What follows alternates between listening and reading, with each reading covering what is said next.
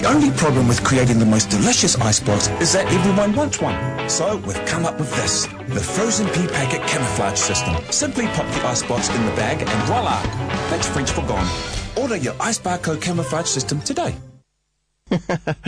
Now, you might have heard that that ad play on a previous version of Ad Social Media and Aeroplanes with Vaughn Davis from tgf.co.nz. Hello. And he's back to talk about this one because he now has the thing, the bag, the pea bag. Yeah, it's my bag, baby. It finally arrived in the mail yesterday, and it's been so long since I ordered this thing. This envelope turns up from the Ice Bar Company. I thought, why is the Ice Bar Company sending me a letter? Peculiar. Yeah. But inside there it was, frozen peas. Not really. The idea being that you can hide your precious ice bars from thieving childish hands inside a faux pea packet. Nicely done. Instructions on the back, brand new on the front. Good attention to detail. The thing that caught my interest the most sort of gives away its real purpose. The net weight is of this packet of peas is 16 ounces. Ounces? What does ounces even mean? Well, what does it even mean? What it means is if you're an overseas award judge, you're familiar with pounds and ounces, especially in the States. So well done. I don't know. I think they chose the wrong vegetable because a packet of frozen peas I find very alluring when I open up the freezer. Just say no to pea. I love the pea. You're a pea. Frozen pea is the best kind of frozen veg. Frozen carrots wouldn't have worked. No. Anyway, madness. Okay, so that's come to fruition now. Vegetation. Yeah, straight off. Pea's not a fruit. Pea is not the only fruit. Speaking of pea, should we talk about bodily fluids and the references to them on Facebook? Indeed. So a leaked document has been leaked. Leek is also a vegetable. Let's all go here on Kiwi FM. Yeah. This is either a very, very, very clever fabrication, or it's actually the abuse standards operation manual from a company called Odesk, which I had not heard of, but is an outsourced moderation company. So when you report content on Facebook and say, they can't say that, they can't show that, there's a whole bunch of people somewhere that go through and apply these rules and decide whether or not you can or cannot. So, for example, you cannot post a picture of a naked butt crack. You can't even show a picture that displays a female nipple bulge through clothing, which must be a real shitter if you live in a really, really cold place. Indeed. Icelanders. Exactly. that would be tricky. But there's all sorts of weird things. It's like case law. It's you can show sex toys, but not in a sexual context. So you could show a dildo sandwich with bread and mayonnaise, but if it's being used in the other way, it's out. Bomb. Do they have some kind of automatic detection technology that sees this stuff in photos? No, it's all human powered. So if you dig deep into Facebook, there's if you just search report abuse on the search bar, it'll take you through to the various ways how to do that. So what wasn't explained with that whole hoopla about the breastfeeding photos that were taken off? That it wasn't exactly Facebook that went through her account and said, we're going to take this down. This was obviously her friends who said, we don't like this. Yeah, well, that's my so her problem should be with her friends. Yeah, friends of friends, or someone who saw the image. You need to be pulled up on violation of standards. Someone needs to call you on it. Yeah. Yeah. Mind you, it seems to me that Facebook has a swelling army of unpaid tutting police around the place who are more than willing to dob people in. We can't have any hate content on Facebook. Oh, we can. That's no fun. We can if you're Paul McCartney. Oh. The rules are different. They've got a nifty little chart. they've got an ordinary person. There he is. They've got Paul McCartney, he's a public figure, a law enforcement officer who looks like he's from the Village People, and Barack Obama, and the rules are different. So you can do pretty much anything you like to Paul McCartney. Yeah. But if Barack Obama, you can say all sorts of nasty things about him. But boy, if you're a policeman, you've got you're pretty well protected by Facebook. Right. So maybe Zuck's got some unpaid speeding tickets. He wants to stay on the right side of the law. I don't know. It's fascinating. I'd really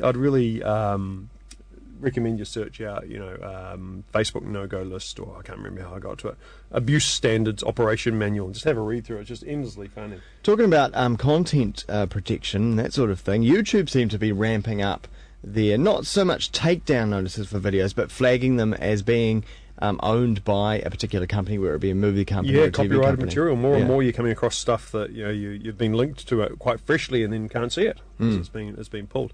But the plus side of that is they've finally kicked off their production fund, and they announced last year that they'd allocated $100 million US to actually creating content, which is pretty cool. So there's two approaches to that. Firstly, they just want to get more eyeballs on their screens so they can get advertising revenue. Yeah. And I guess secondly, it gets you around the problem that all you're doing is Kim.com distributing other people's content. So it gets you around the copyright issues if you're actually creating your own little movies, funny sketches, and cats, whatever. Yeah. So $100 million and 96 channels of content about to launch. Similar problem being faced by Pinterest.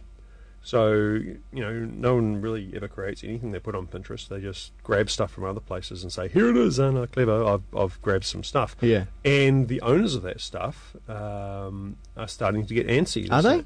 Yeah. It's no different to a blog, is it? Well, I guess it's not, but the entire model of, the business model of Pinterest is aggregating this content that they do not own, or having their users aggregate content that they do not own. So Pinterest has got around this by providing a bit of code you can put in your website saying, preventing it being pinned. But for goodness sake, did you know that?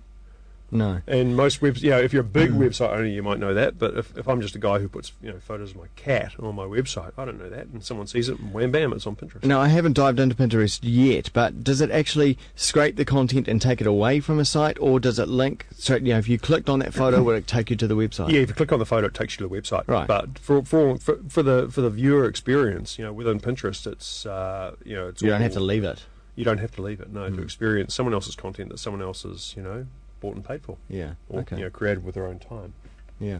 Moving on to aeroplanes. Yeah, this was this little story came about because I was out at my local airfield, Parakai, on the weekend, and I saw something I'd never seen before, which is a brand new aeroplane. This thing was made in February 2012. Even had the maker's plate. More interestingly, it was made in New Zealand. Something called a PAC750, Pacific Aerospace Corporation, I think. They may have changed names since then, but it's still known as the PAC750. If you remember the dirty old Fletcher top-dressing aeroplanes with big fat bent wings, well, this is like that, extremely developed. So it has a big turboprop engine, which is like a jet engine with a propeller on the front. Carries, I think, 15 skydivers, the one I saw, and is pretty much the world's preeminent single-engine skydiving aeroplane. Is it? Yeah. So they're exporting these things all around the world from Hamilton.